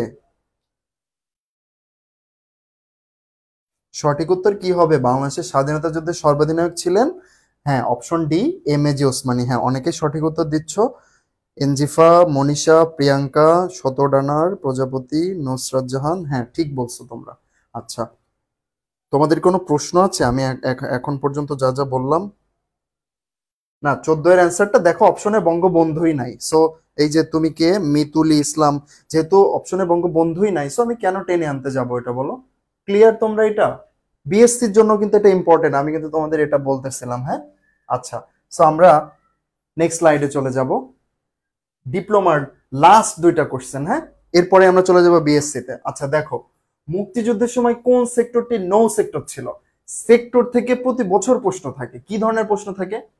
আমি কয়েকটা প্রশ্ন বলি, প্রত্যেকটা প্রশ্নই তোমার নার্সিং ভর্তি পরীক্ষায় আসছে। প্রথম প্রশ্ন, মুক্তিযুদ্ধের সময় বাংলাদেশকে কয়টি সেক্টরে ভাগ করা হয়েছিল? জানো তোমরা? দেখি কে কে জানে। মুক্তিযুদ্ধের সময় বাংলাদেশকে কয়টি সেক্টরে ভাগ করা হয়েছিল? 10টি সেক্টরে ভাগ করা হয়, 11টি সেক্টরে ভাগ করা হয়েছিল না? 10টি সেক্টরে না 11টি সেক্টরে? 11টি সেক্টরে ভাগ করা হয়েছিল, তাই না? আচ্ছা, তো এই যে 11টি সেক্টরে ভাগ করা হয়েছিল, এটা একটা প্রশ্ন। আরেকটা প্রশ্ন হচ্ছে কোন সেক্টরে কোন জেলাগুলো ছিল। হ্যাঁ, ধরো তোমাকে বলা হলো যে ঢাকা কোন সেক্টরের অধীনে ছিল, অ্যান্সার হচ্ছে সেক্টর 2। তারপরে বলা হলো সিলেট কোন সেক্টরের অধীনে ছিল, এই ধরনের প্রশ্ন আসে, ঠিক আছে? হ্যাঁ, 11টি সেক্টর, এক্স্যাক্টলি 11টি সেক্টর। এর ভিতরেই একটা ইন্টারেস্টিং সেক্টর ছিল এই এরিয়াটা। হ্যাঁ, দেখো আমি বাংলাদেশের মানচিত্রটা আঁকছি কিন্তু এখানে ভিন্ন ভিন্ন সেক্টর দিয়ে। দেখো সেক্টর 9, এই দেখো এরা কোনটা, রংপুর, নীলফামারী, তোমরা হচ্ছে 6 নম্বর সেক্টরের অধীনে ছিল। এইখানে আছে সেক্টর 7, যাদের বাড়ি বগুড়া, সিরাজগঞ্জ, নাটোর, রাজশাহী, তারা। সেক্টর 8-এ কারা ছিল? এই যে তোমার মুজিবনগর, এটা একটা ইম্পর্টেন্ট প্রশ্ন, যে মুজিবনগর ওইটা ওই টাইমে হচ্ছে কোন সেক্টরের অধীনে ছিল? সেটা হচ্ছে 8 নম্বর সেক্টর। হ্যাঁ, তারপরে হচ্ছে তোমার সেক্টর 2, আমাদের রাজধানী শহরটা, এটাও ইম্পর্টেন্ট, কোন সেক্টরের অধীনে ছিল? তো যখন তোমরা আমাদের অ্যাডমিশন গাইডটা পেয়ে যাবা, এই লিস্টগুলো কিন্তু পেয়ে যাবা, বা অন্যান্য বইয়েও এগুলো পাবা। এই জিনিসটা ভালো করে মুখস্থ করবে, এখান থেকে প্রচুর প্রশ্ন আসে। এবং এই যে এই সেক্টরটা, ওইখানেও একটা সেক্টর ছিল যে নৌ সেক্টর। কত নম্বর জানো? হ্যাঁ, এই তো সবাই সঠিক উত্তর দিয়েছো, 10 নম্বর সেক্টরটা হচ্ছে নৌ সেক্টর ছিল। হ্যাঁ, আচ্ছা আমরা লাস্ট কোশ্চেনে চলে যাব। বড় পুকুরিয়া কয়লা খনি কোন জেলায় অবস্থিত? মুখস্থ, একদম মুখস্থ, দিনাজপুরের অবস্থিত। হ্যাঁ, দিনাজপুর, বড় পুকুরিয়া কয়লা খনি। তাইলে 16টা ডিপ্লোমার কোশ্চেন নিয়ে আমি আলোচনা করলাম। তোমাদের একটা দায়িত্ব দিয়েছিলাম আমি, যে এই কোশ্চেন গুলা কোন টপিক থেকে আসছে তোমরা লিখে নিবা। তাইলে কাউকে জিজ্ঞেস করা লাগবে না ভাইয়া কোন টপিকটা ইম্পর্টেন্ট। তোমরা খেয়াল করো, মুক্তিযুদ্ধ বঙ্গবন্ধু থেকে কিন্তু 2-3টা প্রশ্ন ছিল, তাই না? তারপরে কি ছিল, বাংলাদেশের বেসিক বিষয় সম্পর্কে 2-3টা প্রশ্ন ছিল, ইন্টারন্যাশনাল থেকে কিন্তু কয়েকটা প্রশ্ন ছিল। হ্যাঁ, সো এই বিষয়গুলো একটু মাথায় রাখবে, একটু নোট ডাউন করে নিবা, ওকে? আচ্ছা, সো ক্লিয়ার তোমরা ডিপ্লোমার এতটুকু? আমি একটু এখন চুপ করি, প্রচুর কথা বলতেছি, হ্যাঁ তোমরা কেউ ডিসকানেক্টেড হয়ে যেও না। আরো কিছু ইম্পর্টেন্ট কথা বলবো, সেটা হচ্ছে প্রথম যে কথাটা বললাম, তিনটা সাবজেক্ট বাংলা, ইংরেজি, জিকে, তিনটার জন্য যারা বিএসসি আছো ভুলেও এই কাজ করবে না যে ডিপ্লোমার অংশটা আমি পড়বো না। ডিপ্লোমারটাও তোমার জন্য চলে আসতে পারে। আবার যারা ডিপ্লোমা করবা তারা এরকম চিন্তা করবা না যে বিএসসিটাও পড়বো না, বিএসসি থেকেও তোমার প্রশ্ন চলে আসতে পারে, বাংলা, ইংরেজি, সাধারণ জ্ঞান এবং সাধারণ গণিত। হ্যাঁ, মাথায় রেখো এটা। আচ্ছা, আমরা এখন চলে যাব বিএসসির পার্টটাতে, বিএসসিতে কি কি জিকে প্রশ্ন আসছে। বাট তার আগে আমি বলে নিচ্ছি যারা ডিপ্লোমার আছো তাদের কিন্তু এই অংশটা দেখতে হবে। হ্যাঁ, আচ্ছা, মেবি কেউ একজন কোনো একটা প্রশ্ন করছো, ভাইয়া কোর্স ফি কত প্লিজ বলেন বিএসসি এর জন্য। হ্যাঁ, বিএসসি এর জন্য আমাদের কোর্স ফি হচ্ছে 1,60,000 টাকা। আর ওখানে আমরা হচ্ছে 2000% ছাড় রাখছি এবার তোমাদের জন্য। তোমরা এই ধরনের কি কোনো ইয়ে দেখছো নাকি? এই ধরনের কোনো কি বলে ব্যানার ফেস্টুন দেখো নাই যে 2000% ছাড়ে ভর্তি চলছে, 2,000 টাকা মানে কি 20,000 টাকা ছাড়ে ভর্তি চলছে? অ্যাকচুয়ালি আমাদের যে কোর্স ফি 1 টাকাও ছাড় নাই, এবং এতটাই কম যে ওখানে আসলে ছাড় দেওয়ার সুযোগও নাই। হ্যাঁ, আমরা এই যে একটা বাজে একটা মার্কেটিং, এটাতে আমরা যাই নাই। এখন কোর্স ফি কত এটা অ্যাকচুয়ালি তোমরা একটু কষ্ট করে আমাদের পেজে ইনবক্স করবা, ওখানে ডিটেলস বলা হবে। আর যদি নেহাত তোমাদের খুবই সমস্যা থাকে আমি তোমাদেরকে কনসিডার করব। আমি মানে কোর্স ফিটা হচ্ছে এটা অ্যারাউন্ড 5,000 বিএসসির জন্য, এবং ডিপ্লোমার জন্য 4,500 টাকা, এবং আমাদের অ্যাডমিশন গাইডটা কিন্তু এটার সাথে ইনক্লুডেড। এখন তোমরা বলতে পারো ভাইয়া ওই যে ওখানে একটা ভাইয়াকে দেখলাম উনি 500 টাকায় আমাকে কোর্স করাবে, ওখানে দেখলাম একজন 2,000 টাকায় কোর্স করাবে, আপনি কেন করাচ্ছেন না? আমি কেন করাচ্ছি না জানো? এই যে বিকজ অফ দিস, মানে কোয়ালিটি অফ আওয়ার ক্লাস, আমরা কোয়ালিটিটা মেনটেন করতে চাচ্ছি, তোমাদেরকে বোঝাতে চাচ্ছি, এবং আমরা এমন একটা ব্যাকগ্রাউন্ড থেকে যে কোয়ালিটি এনশিওর করতে গেলে আমাদেরও ইনভেস্ট করা লাগতেছে। হ্যাঁ, জাস্ট বিকজ অফ দিস আমরা হচ্ছে তোমাদের ফিটা এরকম রাখছি। তুমি এর থেকে বেশি ফিও পেতে পারো, কমেও পেতে পারো। আরেকটা মেসেজ তোমাদের দিই, যারা ঢাকার বাইরে কোচিং করবা অফলাইন, তারা ধরা খাবা, আমি বলে দিলাম পরীক্ষার পরে আমার সাথে দেখা করো। হয়তো চান্স পাবা, আমি বলছি না তুমি চান্স পাবা না, বাট সেটা নেহাত তোমার নিজের যোগ্যতাই। ঢাকার বাইরে যারা অফলাইন কোচিং করবা, মানে একদম পুরাই টাকাটা মায়ের তোমাদের, ঠিক আছে? 15-16 হাজার টাকা দিয়ে ভর্তি হবে না, পুরাই মায়ের, যাতায়াত খরচ সব মায়ের। সো আমি তোমাদের বলবো বাসায় বসে নার্সিং অ্যাডমিশনের জন্য সব থেকে ভাইটাল জিনিস হচ্ছে গাইডলাইন পাওয়া। আমি তোমাকে গাইড করব, আমি তোমাকে একটা রুটিন দিব, আমি তোমাকে পরীক্ষা নিব, যে জিনিসগুলো তোমাকে বোঝানোর আমি তোমাকে বোঝাবো, এই জিনিসগুলো তোমাদের কাজে লাগবে। এটা তো ওরে ওই যে তোমার ইঞ্জিনিয়ারিং এর মতো না, ম্যাথ বোঝায় বোঝায় তোমার মাথাটা নষ্ট করে ফেলতে হবে, এই জিনিসগুলো একটু বুঝবা। আর আমরা একদম মানে কি বলে এটা, একদম রিয়েল অথেন্টিক নার্সিং ব্যাকগ্রাউন্ডের লোকজন আমরা। এখানে একটা সিঙ্গেল পার্সন পাবো না যারা নন নার্সিং বা প্রাইভেট থেকেও পাস করে। আমি প্রাইভেটদের ছোট করবো না, বাট মানে আমি বলতেছি যে আমরা এই ধরনের একটা ব্যাকগ্রাউন্ড থেকে তোমাদেরকে গাইড করার জন্য বসে আছি, তোমরা কেন অন্যদিকে যাবা? আর যারা বলতেছো টাকা নাই ভাইয়া, এটা নাই ওইটা নাই, দেখো একটা অ্যাডমিশন কোর্স, এটা ইউ হ্যাভ টু ইনভেস্ট। তুমি এখন একটা ইউনিভার্সিটি কোচিং করতে যাও, কত টাকা লাগবে? ইনভেস্ট করতে চাও না কেন? আচ্ছা, অনেকেই দেখো আমার এই বকবকানি শুনে লাইভ থেকে বের হয়ে যাচ্ছে। আমরা বিএসসির কোশ্চেনে চলে যাই। হ্যাঁ, আচ্ছা যাও। বিএসসি 2023-24 যে সকল প্রশ্ন এসেছে তোমাদের ভর্তি পরীক্ষার জন্য একটু আমরা দেখবো। এগুলা থেকে তোমরা দেখবা পড়তে গিয়ে দেখতে গিয়েই দেখবা যে কিছু বিষয় চলে আসছে আমাদের ইয়ে থেকে। হ্যাঁ, ডি কিছু প্রশ্ন আমাদের ডিপ্লোমা থেকেও চলে আসছে। আচ্ছা ওকে, ক্যাঙ্গারুর দেশ নামে পরিচিত কোন দেশ? এটা আন্তর্জাতিক। ক্যাঙ্গারু জানো? এটা যারা ছেলেরা যারা খেলাধুলা দেখে তারা এই প্রশ্নটার অ্যান্সার করতে পারবে। ক্যাঙ্গারু বলা হয় কাদেরকে? অস্ট্রেলিয়াকে। অস্ট্রেলিয়াতে প্রচুর ক্যাঙ্গারু থাকে।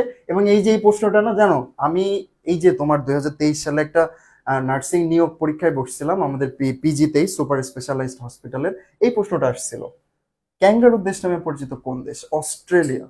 এক মিনিট, একটু মিস্টেক হয়েছে, নট এটা, হ্যাঁ এই যেটা অস্ট্রেলিয়া। হ্যাঁ, অস্ট্রেলিয়াকে বলা হয় ক্যাঙ্গারুর দেশ। এরকম আরো কিছু বিষয় আছে, মানে এটারও একটা লিস্ট আছে যে কি বলে ইসের দেশ মসজিদের দেশ বলা হয়, মসজিদের শহর বলা হয় কোনটিকে, তারপরে চির শান্তির দেশ কোনটি, তারপরে হচ্ছে তোমার ম্যাপল পাতার দেশ কোনটি, হ্যাঁ কিউই বলা হয় কাদেরকে, এরকম বেশ কিছু বিষয় আছে, এগুলো তোমরা আমাদের বইয়ে পেয়ে যাবো। হ্যাঁ, দেখো ক্যাঙ্গারুর দেশ নামে পরিচিত কোন দেশ? অস্ট্রেলিয়া। অস্ট্রেলিয়াকে ক্যাঙ্গারুর দেশ। হ্যাঁ, এই তো সবাই তো সঠিক উত্তর দিচ্ছে রে। Okay, very good, very impressive. Not D, আপু ডি তে এটা হচ্ছে অস্ট্রিয়া। দেখো অস্ট্রিয়া এবং অস্ট্রেলিয়াতে একটা কনফিউশন লাগিয়ে দিচ্ছে, তোমাদের বলছিলাম না আমি, কিন্তু আমাদের যে একটা অ্যাডভার্টাইজ গেছিল কিছুদিন আগে তোমাদের কাছে, যে 60 মিনিটে 100 কোশ্চেনের অ্যান্সার দেয়া এই যুদ্ধকে করে আরো চ্যালেঞ্জিং। কেন কথাটা বলছিলাম? হুট করে তুমি এই অস্ট্রিয়াতে এরকম করে গোল লাগাই দিবা, এরকম এই মিস্টেকটা তুমি করে ফেলবে, এইরকম ভাবে কোশ্চেন গুলো করা হয়। 60 মিনিটে 100 কোশ্চেন ইয়ে করতে হবে, মায়ের প্রেশার, বাবার প্রেশার, বড় ভাইয়ের প্রেশার, এত প্রেশার নিতে গিয়ে এই যে আমরা স্লিপ অফ হ্যান্ড হয়ে যাই। তুমি চোখের একটা দৃষ্টি ভ্রম হবে তোমার, এখানে দেখতেছো কত সুন্দর করে অস্ট্রেলিয়া লেখা, বাট তোমার মনে হবে এইটাই অস্ট্রেলিয়া, ভুল করে ফেলবা। এই জন্য আমাদের বেশি বেশি পরীক্ষা দিয়ে নিজেদেরকে যাচাই করে নিতে হবে, ঠিক আছে? ওকে, ক্লিয়ার। সো আমরা এখন পরে প্রশ্নে যাব। জাতীয় শিশু দিবস কবে? প্রচুর বঙ্গবন্ধু থেকে প্রশ্ন আসতো আগে, আমি আসলে একটু নিজেই কনফিউজড হয়ে গেছি যে এই বছরগুলো থেকে কিরকম প্রশ্ন থাকবে বঙ্গবন্ধু থেকে। জাতীয় শিশু দিবস কবে জানো তোমরা? জাতীয় শিশু দিবস কবে জানো তোমরা? 2 নম্বর প্রশ্নের উত্তর কে বলতে পারবে? অনেকে বলছে সি, 17ই মার্চ। কেন 17ই মার্চ? এই 17ই মার্চ আমাদের যিনি হচ্ছে বঙ্গবন্ধু শেখ মুজিবুর রহমান, উনি 1920 সালের 17ই মার্চ জন্মগ্রহণ করছিলেন, হ্যাঁ। এবং ওনার এই জন্মগ্রহণের এই ডেটটাকেই আহ কি বলে, জাতীয় শিশু দিবস হিসেবে পালন করা হয়, হ্যাঁ। সো জাতীয় শিশু দিবস কবে পালিত হয়? 17ই মার্চ। আচ্ছা, পরে কোশ্চেনে চলে যাই। এগুলো মুখস্থ, বুঝছো, এই জন্য বোঝাইলাম না আমি। আচ্ছা, মুক্তিযোদ্ধাদের সম্মানসূচক সর্বোচ্চ খেতাব কোনটি? এটা কি জানো তোমরা? এখান থেকে কিন্তু প্রচুর প্রশ্ন আসে। খেতাব দেওয়া হয় টোটাল কয়টা জানো? এই যে 1971 সালের যুদ্ধের পরে, যুদ্ধ পরবর্তী সময়ে, ওই টাইমে কিন্তু এরকম মানে খেতাব দেওয়া হয়েছিল। সর্বোচ্চ থেকে যদি আমি আসি, বীর শ্রেষ্ঠ, তারপরে কি বীর বিক্রম, বীর উত্তম, বীর, আচ্ছা সরি একটু উল্টে গেল মনে হয়, বীর শ্রেষ্ঠ, বীর উত্তম, বীর বিক্রম, বীর প্রতীক, হ্যাঁ। এই 4টা ধাপে ইয়ে দেওয়া হতো। এর ভিতর সর্বোচ্চ কোনটা? 7 জন পেয়েছিল, যেটা বীর শ্রেষ্ঠ, হ্যাঁ। বীর শ্রেষ্ঠ এটা হচ্ছে সর্বোচ্চ, হ্যাঁ। অনেকেই সঠিক উত্তর দিছো, 3-এর ডি, এটাই সঠিক উত্তর। বিএসসি তে আসছে, হ্যাঁ। আচ্ছা, নেক্সট স্লাইডে চলে যাব আমরা। দেখো, বাংলাদেশের মুক্তিযুদ্ধে কোন জেলা প্রথম পাকিস্তানি সেনা মুক্ত হয়? আচ্ছা, আমরা স্বাধীন হই কবে বলো তো? বাংলাদেশের বিজয় দিবস কবে? 16ই ডিসেম্বর, তাই না? বাট 16ই ডিসেম্বরের আগেই বেশ কিছু জেলা বিজয় লাভ করেছিল, তার ভিতরে কোনটা হবে সঠিক উত্তর? আমি একটু দেখবো এইটাতে তোমরা কে সঠিক উত্তর দিতে পারো। 4-এ, 4-এ সি। কি ব্যাপার, তোমরা সবাই সবগুলা পেরে যাচ্ছ, কাহিনীটা কি? তোমরা কি মুখস্থ করে আসছো এগুলা? বাংলাদেশের মুক্তিযুদ্ধে প্রথম কোন জেলা পাকিস্তানি সেনা মুক্ত হয়? যশোর, হ্যাঁ। আমার বাসা কিন্তু যশোরে, মানে আমার বাসা অ্যাকচুয়ালি ঝিনাইদহ। মানে এই যে মানে তোমার পূর্বে কিন্তু অনেকগুলো জেলা মিলে বৃহত্তর কিছু জেলা ছিল, যেমন ময়মনসিংহকে ভাগ করে ফেলা হয়েছে, তারপরে তোমার এই যে যশোরকে ভাগ করা হয়েছে। তাই বৃহত্তর যশোর সর্বপ্রথম সেনা মুক্ত হয়েছিল কত তারিখে, কে বলতে পারবা? দেখি ট্রু ট্রু ইন্টেলিজেন্ট বয় কেউ আছে কিনা, বয় বা গার্ল কেউ আছে কিনা। কত তারিখে যশোর সেনামুক্ত হয়েছিল, পাকিস্তানি সেনামুক্ত হয়েছিল, কে বলতে পারো? আমি এটা দেখব। কত তারিখে, আমার প্রশ্ন হচ্ছে কত তারিখে যশোর পাকিস্তানি সেনামুক্ত হয়েছিল? এখন পর্যন্ত আমি কোনো অ্যান্সার পাইনি। এটা অ্যাকচুয়ালি 1971 সালের 6ই ডিসেম্বর, হ্যাঁ। 1971 সালের 6ই ডিসেম্বর। আচ্ছা, পরবর্তী প্রশ্নে চলে যাই। ইউনেস্কো কর্তৃক ওয়ার্ল্ড হেরিটেজ হিসেবে ঘোষিত কোনটি? দেখছো? এইবার বলো, আমি কেন তোমাদের বলছিলাম ডিপ্লোমা এবং বিএসসি ইম্পর্টেন্ট। দেখো, ডিপ্লোমার ওই প্রশ্নটা কিন্তু বিএসসি তে চলে আসছে। তাহলে ইউনেস্কো কর্তৃক ওয়ার্ল্ড হেরিটেজ হিসেবে আমি বলছিলাম 3টা জায়গা ছিল, কি কি? 60 গম্বুজ মসজিদ, সুন্দরবন এবং কি পাহাড়পুর বৌদ্ধবিহার, তাই না? এইটা হচ্ছে সঠিক অ্যান্সার। ওকে, লাস্ট কোশ্চেন। স্বাধীন বাংলাদেশের প্রথম রাষ্ট্রপতি কে ছিলেন? সৈয়দ নজরুল ইসলাম, শেখ মুজিবুর রহমান, এম মনসুর আলী, তাজউদ্দিন আহমেদ। এখানে একটু কনফিউশন আছে, শোনো, এখানে একটু গোজামিল হয়ে যায় অনেক সময়। একটা হচ্ছে স্বাধীন বাংলাদেশ, আর একটা হচ্ছে মুজিবনগর সরকার। মুজিবনগর সরকার মানে মুক্তিযুদ্ধ চলাকালীন যে প্রবাসী সরকারটা গঠিত হয়েছিল, যেটাকে মুজিবনগর সরকারও বলা হয়, ওইটার বিভিন্ন পদে অনেকে ছিল। আর আরেকটা হচ্ছে আমাদের স্বাধীনতা পরবর্তী সময়ে বাংলাদেশের রাষ্ট্রপতির দায়িত্ব কে নিয়েছিলেন? বাংলাদেশের প্রথম রাষ্ট্রপতি ছিলেন বঙ্গবন্ধু শেখ মুজিবুর রহমান। ওকে, এগুলো আমাদের বইয়ে খুব সুন্দরভাবে দেওয়া আছে, তোমরা বইগুলো পড়লেই পড়বা। আচ্ছা, মহুয়া কি বলছো? না ভাইয়া, মুখস্থ করিনি, আবার এক্সাম দিছিলাম, জিকে সব পারছিলাম, বাট বাংলা এবং ইংরেজির জন্য চান্স হয় নাই। হ্যাঁ, দেখো এই যে বাংলা, ইংলিশ এবং সাধারণ জ্ঞান ভেরি ভেরি ভাইটাল।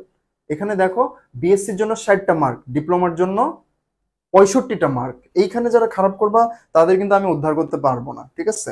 আচ্ছা, সো নেক্সট স্লাইডে চলে যাব। আচ্ছা, দেখো জাতির জনক, দেখছো কি পরিমাণে প্রশ্ন আসছে বঙ্গবন্ধু থেকে। এই কিছু এরিয়া থেকে, মুক্তিযুদ্ধ বঙ্গবন্ধু থেকে ব্যাপক প্রশ্ন আসতো আগে। হ্যাঁ, জাতির জনক বঙ্গবন্ধু শেখ মুজিবুর রহমানের জাতিসংঘের কোথায় বাংলা ভাষায় ভাষণ প্রদান করেন? আচ্ছা, উনি কোথায় ইয়ে করেন জানো? বঙ্গবন্ধু শেখ মুজিবুর রহমান বাংলাদেশ যখন স্বাধীন হলো 1971 সালের 16ই ডিসেম্বর, দেন উনি তো আসলো হচ্ছে তোমার 1972 সালের 10ই জানুয়ারি উনি বাংলাদেশে আসলো, তাই না? তখনও কিন্তু বাংলাদেশের আন্তর্জাতিক রিকগনিশন ওইভাবে হয় নাই, মানে স্বীকৃতি পায় নাই। তো তারপরে 1974 সালে আমরা জাতিসংঘের পেয়েছিলাম, জাতিসংঘের যে কি বলে সদস্যপদ পেয়েছিলাম। এবং সদস্যপদ পাওয়ার পরে জাতিসংঘ বঙ্গবন্ধুকে ইনভাইট করছিল সাধারণ পরিষদে ভাষণ দেওয়ার জন্য। তখন উনি জাতিসংঘে যান এবং সাধারণ পরিষদে বাংলায় ভাষণ রাখেন। এটা একটা ঐতিহাসিক ঘটনা ছিল।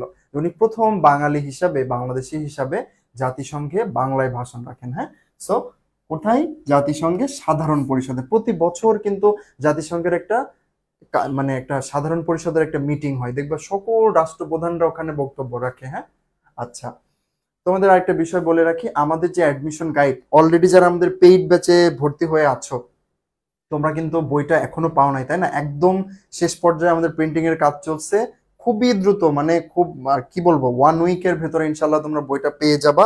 আর যারা আমাদের কোর্সের স্টুডেন্ট না, তারাও কিন্তু আমাদের বইটা চাইলে পারচেস করতে পারো।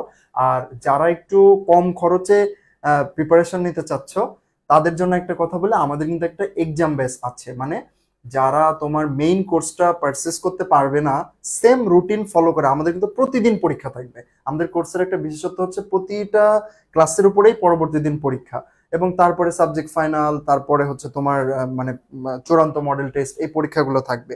তো আমাদের আরেকটা কোর্স আছে, সেটা হচ্ছে admission guide with exam batch. তো এই কোর্সটার ফি কিন্তু কম, মাত্র 1500 টাকা বই সহ। সো তুমি যদি বইয়ের দাম বাদ দাও তাহলে কিন্তু নেট মানে 800 থেকে 900 টাকা চলে আসে। হ্যাঁ, সো প্রায় 6 মাসের একটা কোর্স, পার মান্থ 100 টাকায় তুমি এই কোর্সটা পেয়ে যাচ্ছ। সো যারা হয়তো যদি অন্যান্য এলাকায়, মনে করো ঢাকার বাইরেও যারা আছে, অন্য কোচিংয়েও যদি কেউ ভর্তি হয়ে থাকো, আমাদের এই এক্সাম ব্যাচটাতে অন্তত জয়েন হয়ে থাকো। কারণ গত বছর কিন্তু আমাদের এক্সাম ব্যাচের একটা অভাবনীয় একটা সাফল্য ছিল।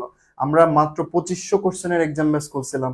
আমাদের 150 স্টুডেন্ট থেকে কিন্তু প্রায়, মানে শুধুমাত্র বিএসএমএমইউতেই 48 জন, ডিপ্লোমা নার্সিং, বিএসসি নার্সিং এ অনেক শিক্ষার্থী চান্স পাইছিল। হ্যাঁ, আচ্ছা, পরের প্রশ্নে চলে যাব। বাংলাদেশের জাতীয় সঙ্গীতের সুরকার কে? কে বলতে পারবা?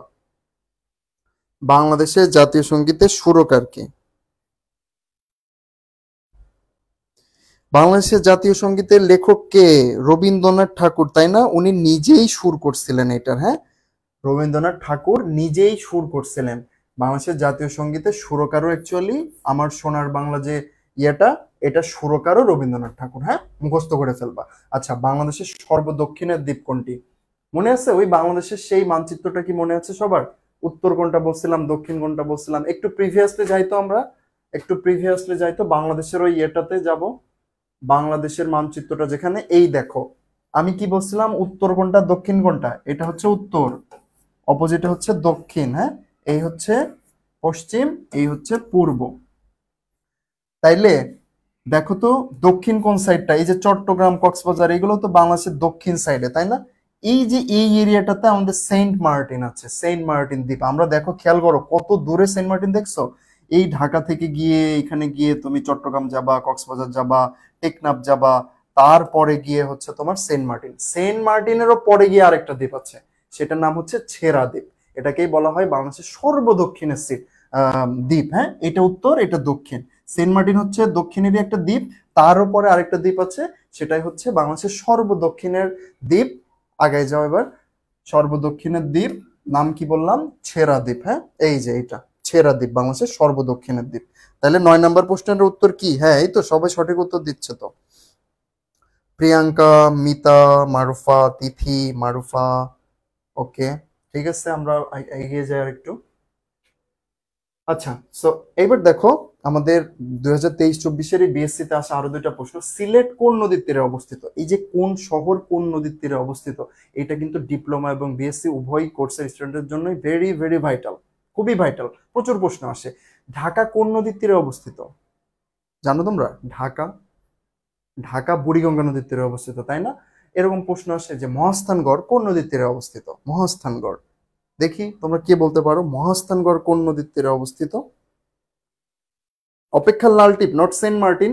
সেন্ট মার্টিনের পরেও আরেকটা দ্বীপ আছে, সেটা হচ্ছে ছেড়া দ্বীপ। হ্যাঁ, আচ্ছা, সিলেট কোন নদীর তীরে অবস্থিত? তার আগে একটা প্রশ্ন করছিলাম, ঢাকা কোন নদীর তীরে অবস্থিত? উত্তর হচ্ছে কি? বুড়িগঙ্গা, তাই না? আর সিলেট হচ্ছে সুরমা নদীর তীরে অবস্থিত। মহাস্থানগড় হচ্ছে করতোয়া নদীর তীরে, বগুড়া হচ্ছে করতোয়া নদীর তীরে। হ্যাঁ, আচ্ছা, 21শে ফেব্রুয়ারিকে আন্তর্জাতিক মাতৃভাষা দিবস হিসেবে ঘোষণা করে কোন সংস্থা? এটা তো নিয়ে আমরা অনেক আলোচনা করলাম, তাই না?